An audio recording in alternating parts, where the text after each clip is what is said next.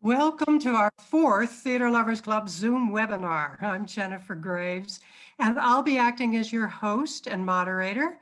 And tonight, we'll be speaking with Joey Chavez, the chair of theater department at the New Mexico School for the Arts. In case you didn't know, Joey has been in Santa Fe all of his life. He's a native of Santa Fe, as is his family. He's the founding chair of the theater department of the New Mexico School for the Arts, and he holds an MFA in theater from the University of Oklahoma, as well as so many teaching and performing awards that we couldn't possibly mention them here, but he did get a 2017 Tony Award nomination for excellence in theater education. He was a professional actor in New York. He was a company member of the wonderful Open Eye Theater. He also worked at the Public Theater and Lincoln Center, as well as many regional theaters around the country. He's a published playwright, and he's got over 20 produced shows, many of which are done at New Mexico School for the Arts. And in 1984, Joey was named New Writer of the Year by HBO for his one-man show, Teeny Tiny Potatoes. In 1995, Joey thankfully returned to Santa Fe and returned the theater department at Santa Fe High School for 15 years before he took over his current position at the New Mexico School for the Arts in 2010, and aren't we glad? So now, Joey, if you would first turn on your video and then your microphone, I am going to turn this talk over to you. Thank you. And thank you for doing this for us, Joey. And I'm going to bow out now. Thank you. Thank you so much. Our moderator, this world we live in now of Zoom has a lot of titles that go with it. And I do love that we sometimes get to be the moderator of these. It's my pleasure to be here with you all today. I was asked to do this actually last year before we got started because people were curious as to actually what was going on in the school system while COVID was happening. And I tell you, a lot goes on.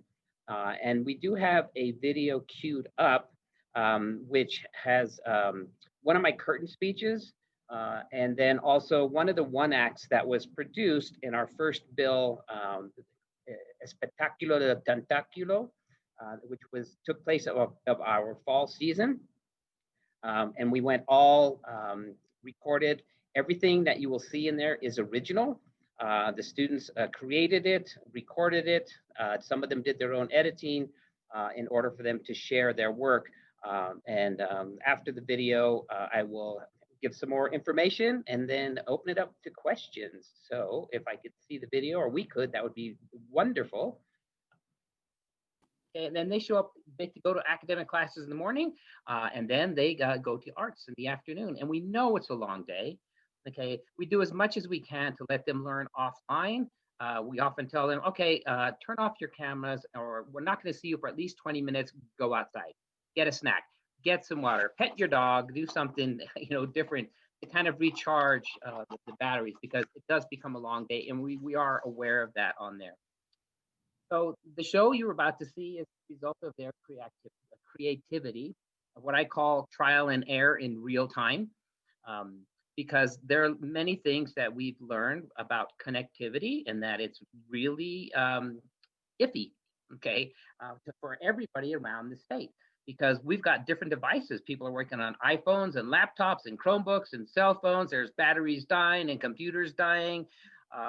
Some of the students I know have driven to different locations to have better connectivity so they could stay in class. And I know that because I can see the Burger King that they're at, okay, in the background. So really they have done some extraordinary work in there.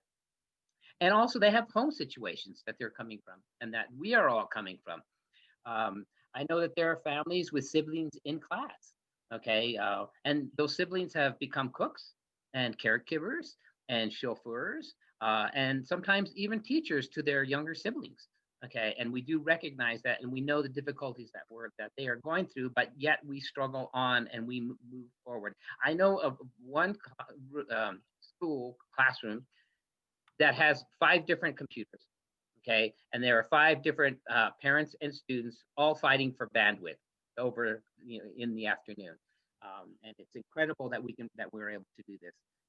So thank you, students, for everything that you've stuck with us and you've learned. You've taught us so much, and we are so happy to be with you and learning with you. And to the staff and faculty members who are here with us tonight, special thanks to you for everything that you've done in keeping our doors open. Even though people can't come into the building, they can come into the rooms in our hearts where we are creating and learning together there. And to the parents, thank you so much, okay, for everything that you've done and everything that you've brought to us and you've allowed us to do. It is so incredible. And I know we have alums in the audience now. I just saw somebody drop that in the chat. Alum, thank you so much. Anyone who's here. You can type your names in because you graduated. Okay, it's so special that you're here with us, creating and sharing. And to any board members and donors who've been so generous with their time and their energy, because they really care about the school. They love the students and they love learning how we are learning, okay, and how we are teaching in this time there. Hey, Jaden, okay. So this is a message from DJ Hatch over there. She says, "Dear audience, at the end of each piece, the student actors will take a bow. At that time, you will be able to send them a message in the chat box on your screen." Okay, thank you, Ms. Hatch. And she's pointing down to that thing right there. And so I'm done yammering. I'm so proud to be here, to be leading this department and these students and their creativity, because if I've learned one thing, nothing stops Kraken theater except Medusa.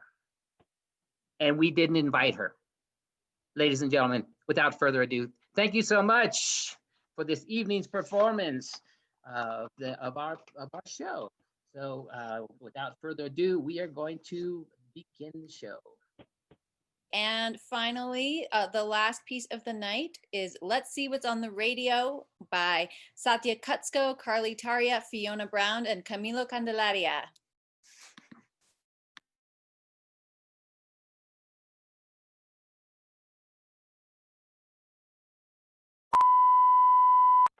The links in this performance are all live and will be posted in the chat bar. Some of them include websites, SoundClouds, Insta handles, email inboxes, and more. Once again, they are all real, and we suggest you visit them after the performance. We have worked hard for many weeks on this project, and we want to thank the muse of this project, Ms. Hatch. Wonderful, creative energy. This project would not be what it is today. We want to thank you and say that we love you so much. Enjoy the show. K609.1 Octopada. Hello to our wonderful listeners, and welcome back to K6091's weekly talk show, Conspiracy, or Conspiracy, where we spill some local Santa Fe conspiracies and some fresh brewed tea. I'm Donna Banana, our head host. I'm Chris Nanigan, our co-host. Greetings, I'm the Chatinator. Check out my blog, the link is on our website. And today we have a special guest, local theorist and musician, Tiffany Conspiracy. Hi, thank you so much for having me. Of course! So we wanted to ask you a couple of questions about your new song, NMSA. Yeah, what or who inspired you to write this song? See, I made the title misleading. NMSA was my old school, New Mexico School for the Arts, but the song actually stands for New Mexico Secret Authorities, as there are so many secrets they keep hidden from the public. The theater teachers put on a nice charade. Miss Hatch seems especially sweet and innocent to most, but her true intentions will shock you. All right, here is Tiffany Conspiracy's new single, NMSA.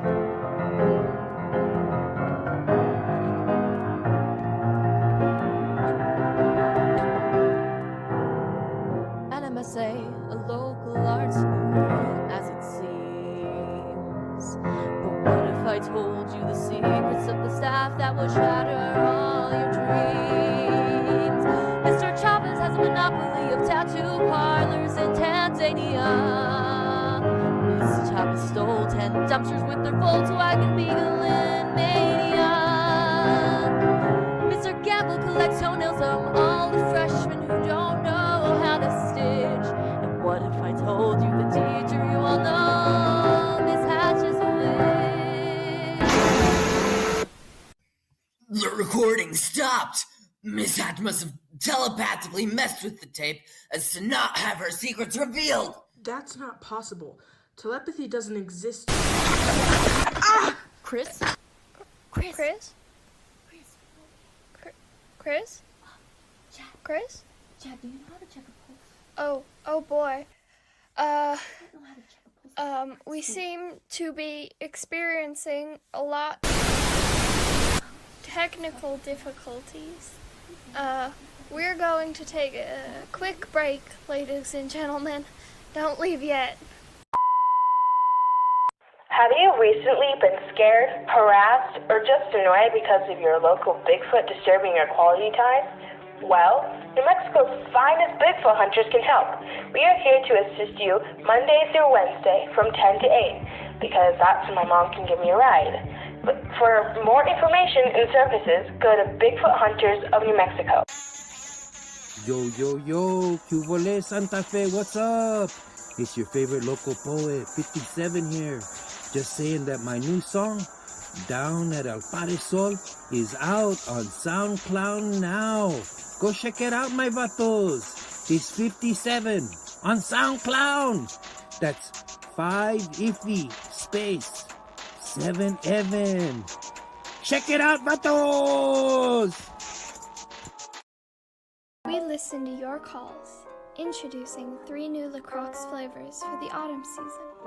Have you always wanted your seasonal coffee to be sparkling? You'll love our new flavor, hint of pumpkin spice. Not a fan of coffee?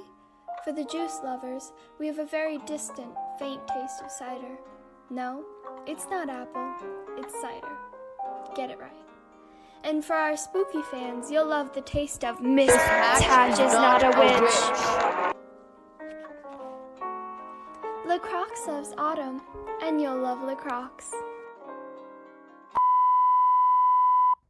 We are back, folks. Over the break, we've been getting calls that the ads on our station are changing, and that listening to our station at this time is causing random things around the area to levitate.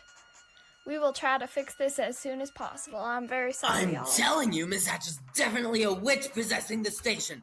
It's so obvious. Her first name, Barbara, means strange and foreign in Greek, and we all know that those foreigners are...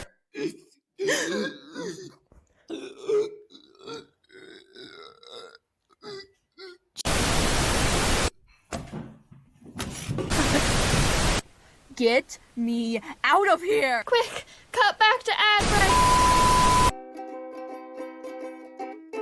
Are you tired of bees?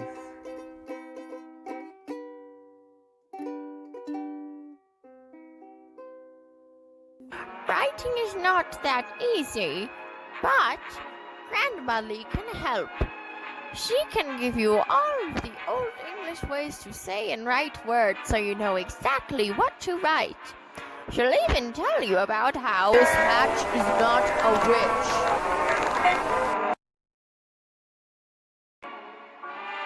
Grandma Lee, download now. How is he laying on the ceiling? Hey, to anyone listening in, turn the broadcast off. Save yourself. Please, someone call 911. When you lay down for bed, what do you think about? Do you think about the day that has passed? Do you think about what you will do on the next day coming? Do you think about... Chad, Chris! Oh, you're okay, thank God! Miss Hatch is not a witch. You will pay for these lies. Are you an actor? Are you a musician? Are you a writer? Are you a dancer? Are you a visual artist? If you are any of these, apply to New Mexico School for the Arts. Auditions will be held January 21st, 22nd, 23rd, 24th, and 25th. Please contact Barbara Hatch for any further information. It was just a joke, a prank. I was just fooling around. Please, Doc.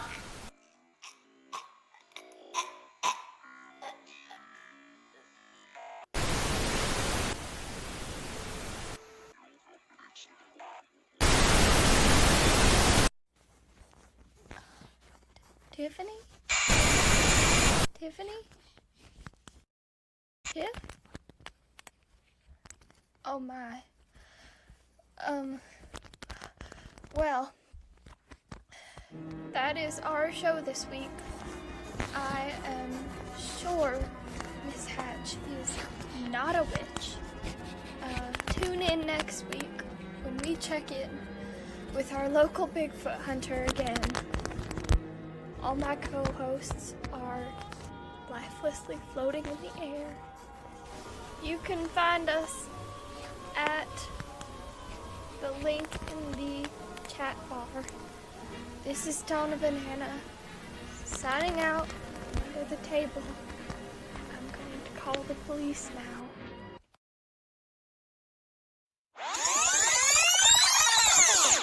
K609.1 Octopoda.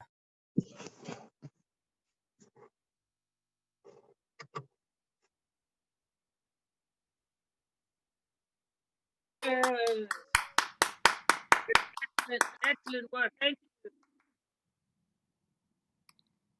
Thank you all so much for all this amazing work, and I am definitely not a witch. Thank you all for coming tonight. Thank you, everyone. Thank you, everyone who's stayed with us and had a good view. Such great work, so inspiring, so just blew my mind. Thank you, all of you, to the students, faculty, staff, audience members, parents, siblings, everyone in here. Congratulations to all of you. Thank you so much.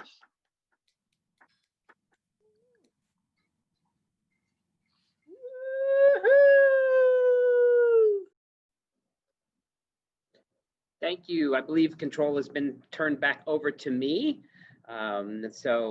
Thank you very much. The reason why I wanted to show that to you was that was an actual recording, including the curtain speech, where we did talk to the people, and you could get an idea of what it was that we were trying to accomplish, which was to create original material with the cast and crew, to not break copyright law with any of the sound effects that we used. And we created 2 separate evenings. There were 14 shows. And again, the students were responsible for creating everything. We just happened to be their advisors. So they were fully in control of this project. As you can imagine, there were students in Silver City, in Taos, in Alamogordo, in Grants, in Santa Fe. There were 36 different communities that are represented here. Just a brief history about this school. As you know, we opened our doors in 2010 to 136 students. So we were in the old St. Francis School. There were 4 departments: theater, music, dance, and visual arts, music. And all students are admitted into the school on an audition process or portfolio review.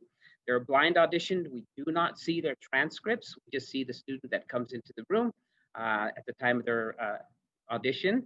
For theater in particular, they had to prepare 2 contrasting monologues.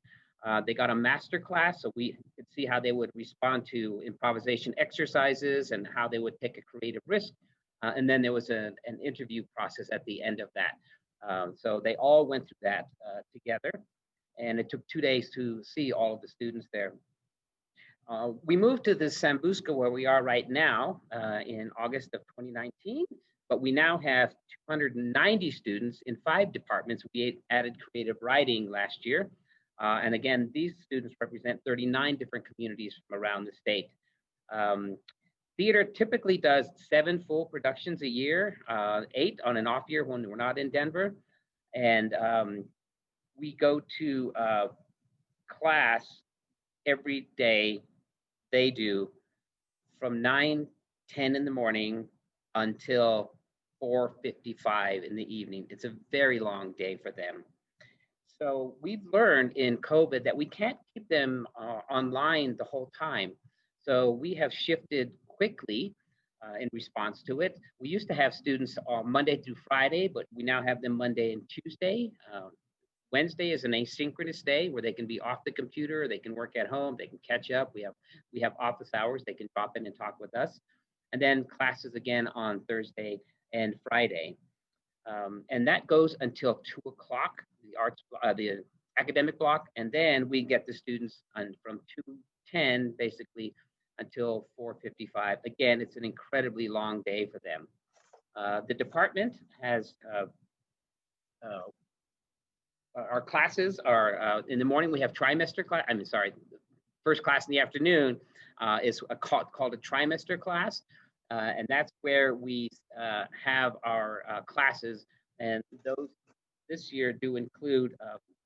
Right now, they are all in Monologues 2, College Audition Prep, Shakespeare, Scene Study, and Playwriting Textual Analysis class. In the second half of the afternoon is where the students then go to their production wheel class. That's where we would normally rehearse a play. So we learned fairly quickly that that is a long day for students. And that first fall, the example you saw was created in the second half of the afternoon, where students were then dropped into breakout rooms on Zoom, where they met their fellow students. They created the original material by bantering ideas back and forth. They settled on one, and so they filmed it. So there was a group in particular who had 1 student in Taos, 2 students in Santa Fe, and the fourth one was in Silver City.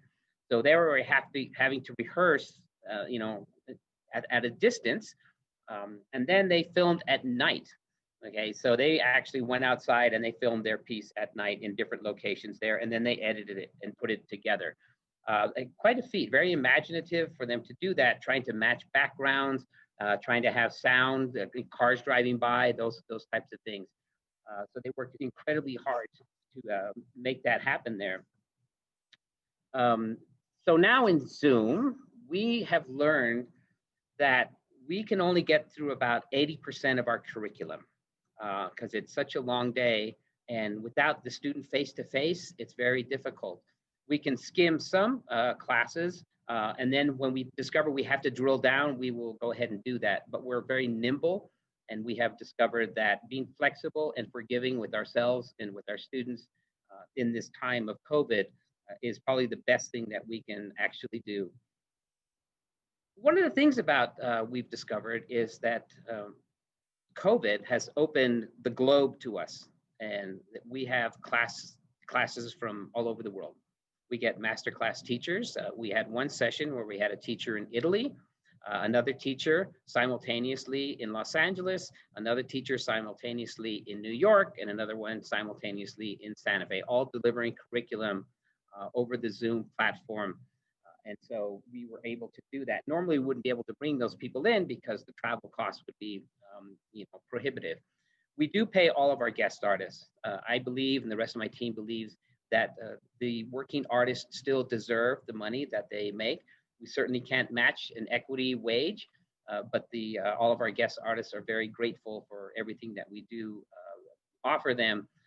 And they come back to us and say that the students are incredibly creative and engaged and have started to really work well in the platform of Zoom. Everybody hoping that it's not going to last that long, but unfortunately it is.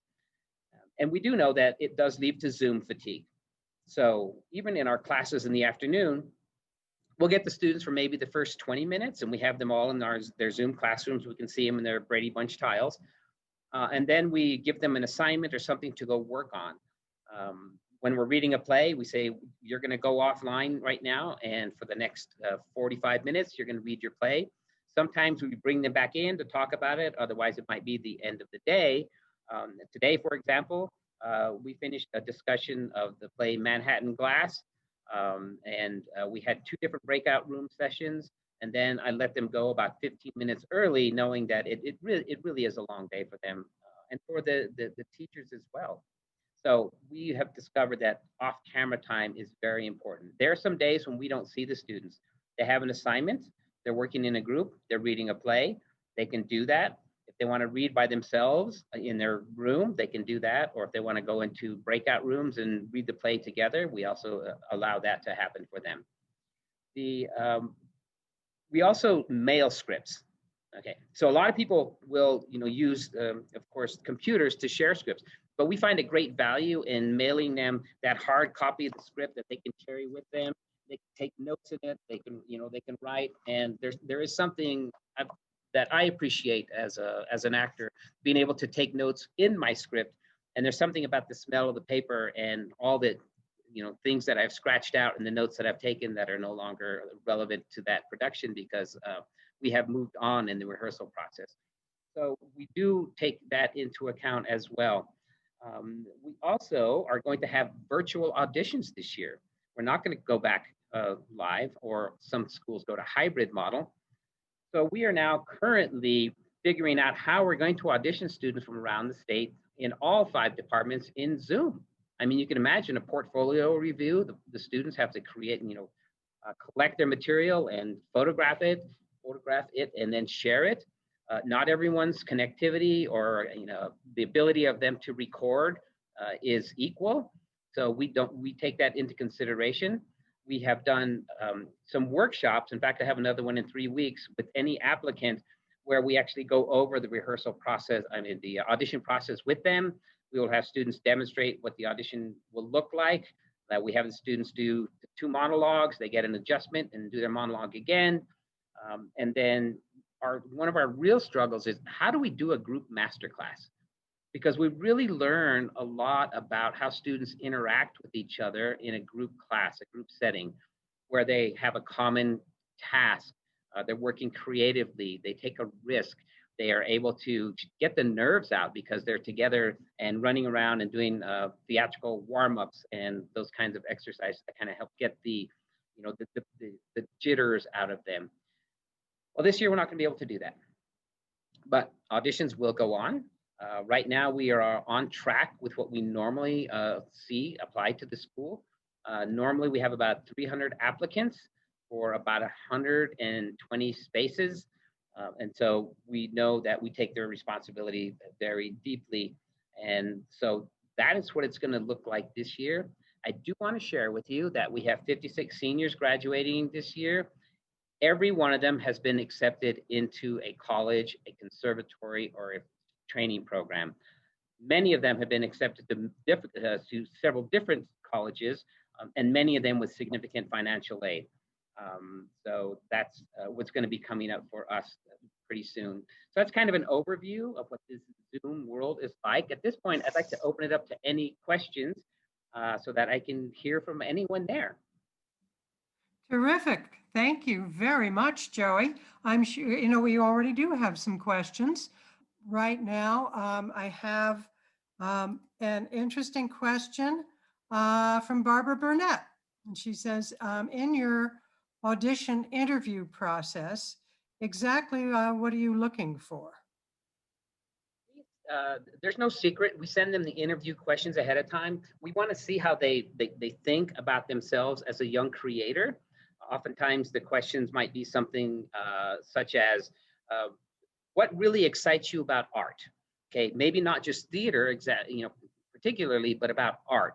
And then they can tell us, well, I started performing for my dolls when I was 3 years old, and I also play the violin, and I've been taking piano lessons for 10 years, but I really want to be an actor. So that's how we kind of get to know a little bit about them in those interview questions. And we do have follow-up questions if we want to find out a little bit more about them. Terrific. And then we've got one from Jan Patterson.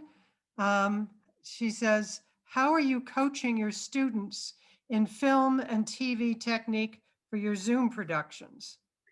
Um, well, it's all over the board depending on their technical capabilities that are at home.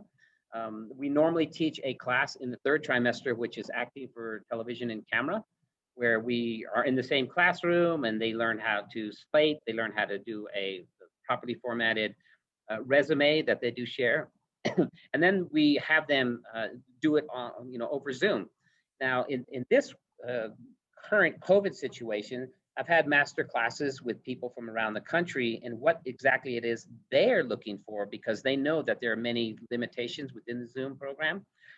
We talk about framing of the body. We talk about the lighting and how to set up your room so that it is the best possible way for you to show yourself. We talk about if I see their piece and I say the first piece is very active and physical, I do love to see that. I want you to back away from the camera so we get to see a little bit more of your body as you move around and not go out of frame. I have them put little spike marks on the ground. I say, there's your spike, stay within your spike. And then the second piece, I usually like them to do a more of a close-up because colleges and universities kind of want to see what their face is like. And of course, we all know that the closer we get to the camera, the sound often gets a little bit better. And also, when they back away, it sometimes gets a little bit tinny. So we do go over those and we record them. When we show it to them again, we can ask them, what do you think? Well, most artists that I know, including myself, I don't think I look like this and I don't think I sound like this, but I do. And that's what we have to coach them is, you know what, that's who you look like and that's what you sound like. So get over the judgment part about it. Just really show your rehearsed piece.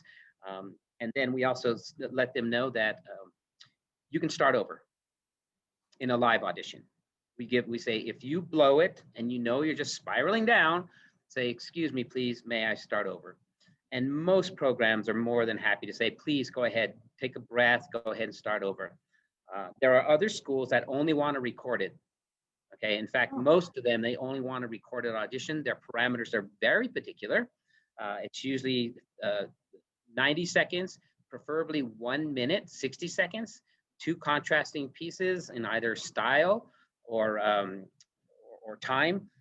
And so we make them stick to the rules of the audition because we do know if you blow the rules, they've already started to stop looking at you because I see so many students from around the country.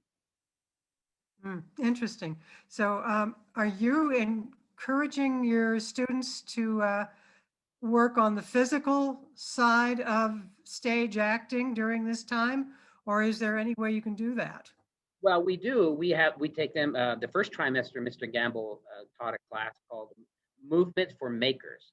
Okay, normally it was movement and singing for actors, but we went through a lot of exercises of them moving their camera back and working on breathing exercises and techniques, the focusing techniques, simple things where they would create a short scenario and they had 2 characters in it, but the 2 characters happened to be this lid and this pen, where they would have to use their imagination to see how those characters would interact with each other.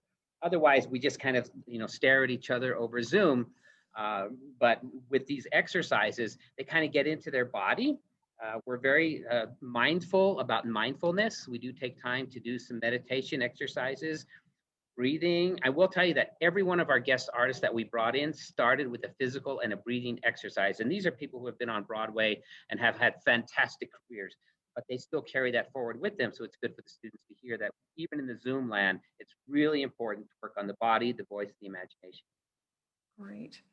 I've got another question here which says, which playwrights and plays work well with this age group and why?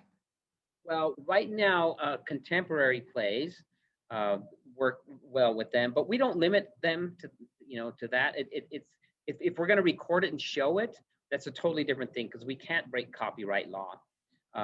And so in classwork, we can rehearse that. So for instance, right now we have the department split into 4 groups.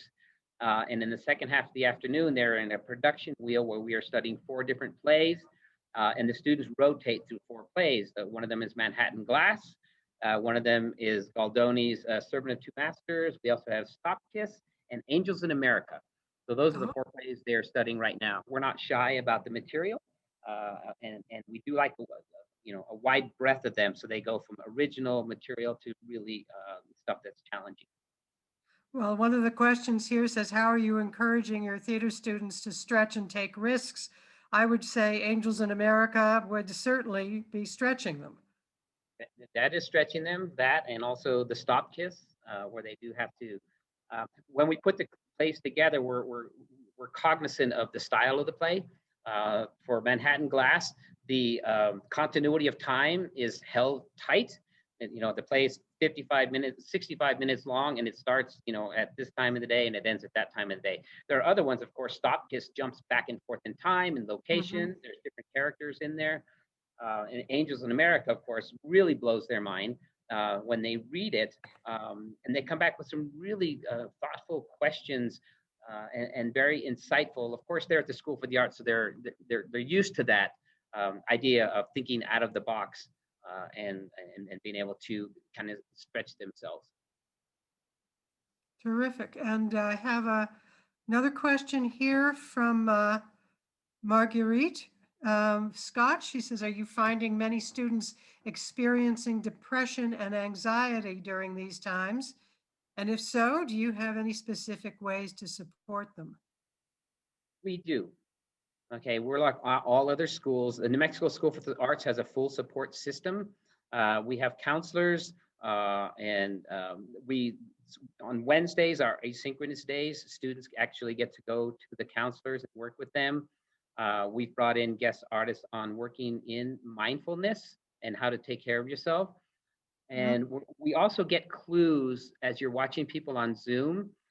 When they turn their camera off a lot, we know there might be something going on. Something as simple as they're trying to teach their sibling, basic math at the same time they're trying to work on their monologue. But also there is a pronounced series of, I think, some just depression and struggles.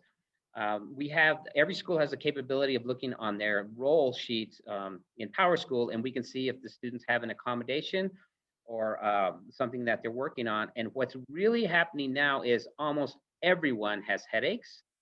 Okay. A lot of students are suffering, and parents, from grinding their teeth. They're like, I have to go to the dentist because I'm finding that I'm grinding my teeth a lot. And that's a symptom. And we know that depression and struggle is very tough. In fact, I'm doing a presentation in a couple weeks with Resilience New Mexico, where we have some students involved with that, where they're actually talking about those exact things, that the challenges with socioeconomic, the political challenges, everything that the students are going through, to kind of help give them tools or at least resources where they can reach out to those people. I saw something about the Enchantment Awards. The music department does have a musical theater component to it. Okay, unfortunately, so that's under music, but we don't really combine them because in the mastery program, we want them to do kind of focusing on one. If I had my druthers, I'd have a musical theater department where they would be acting and singing and dancing and reading plays all the time. Well, there's another question here that says, what do your students love the most about performing and hate the most? And certainly in this particular atmosphere, I can guess, but what do you think they love and hate? For the most part, they're really, really tired of Zoom. It's really, it's limiting. They don't get to be with other people. And I think that's the largest struggle that they have with, because they're social animals. They're 14 to 18 years old. They've got to be with their peers. They've got to be talking to each other and laughing and running and giving themselves real-time feedback when they're working on a song or on a scene or any of those types of things. So I think that's probably the hardest struggle, is this box that we all have to live in right now that just sends us a two-dimensional representation of a person. Yeah, absolutely. Marguerite says thank you for informing her about what you're doing with your students. She finds it challenging with her students as well, and she's grateful that NMSA is so proactive and compassionate. And then I've got another question here that says, because the financial considerations for the artist is always present, are there any financial courses in the curriculum for the students in order to inform them of this responsibility in their lives? There is a class that's actually an elective that students take in their junior and senior year if they have fulfilled their other elective requirements, which is called financial algebra. Okay, but that that focuses on the regular finances that we all go through. But as far as what an artist goes through, we can talk about it, but that's really handled hopefully by the colleges and conservatories that they go through, where they actually have to learn how to live in the financial world and realize that the gig is going to end at some point. So you better have something backed up, and hopefully you've got you can collect unemployment, not because you don't want to work, but because the play ended. So I have another question that says, what is, let me rephrase that. What's positive and negative about the Zoom environment? Is there a positive going forward with the Zoom environment? I think we're all aware of the negatives, but have you found silver linings? Well, the one is guest artists that we can bring in, and the resilience of the students as they encourage each other. Okay, and that's one of the real positives, is because we all know in Zoom land you can drop a private chat. Okay, some teachers will turn off the private chat because they don't want their students, doing that. When I'm working on a particular in a class, sometimes I will say, if you need to, I will turn on the private chat so that you have that capability to do that. And it does help me as a teacher, because sometimes one student will private chat another student. I didn't understand a word he just said, and the other student will then send it to me. It's like, Mr. Chavez, could you go over that again? Because we're struggling with it. So they do support each other, an enormous amount. And as everyone is in this world doing, one of the things I want to say is that we're all this is all happening to all of us. Okay, so all across the world and the globe, we are not getting through the same curriculum that we normally did. So in that sense, it's a leveling. We're not going to get through chapter 13. We might get through chapter 9 with some remediation happening as we come back, hopefully fully in person next year. But it's happening across the globe.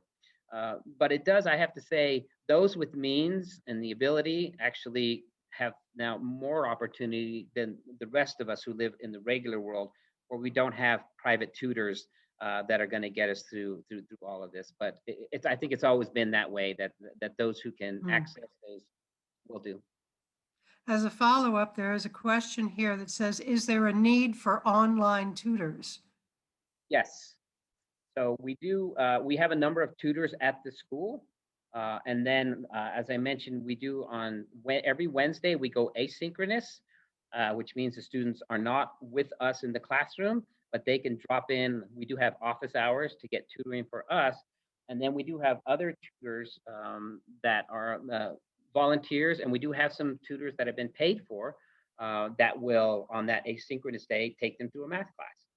We also have office hours in the morning where they can come and we either work with me, they can work with me on a monologue, or they can work with one of the other teachers in a sense as a tutor. Terrific. Well, that's wonderful. I think, Leslie, did you have a question, or was that answered?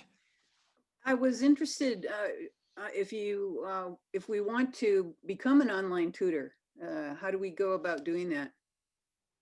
Our website at nmschoolforthearts.org has the little tabs about teaching on there, and I think there's also a tab for tutors where people can sign up to be a tutor. And thank you for that.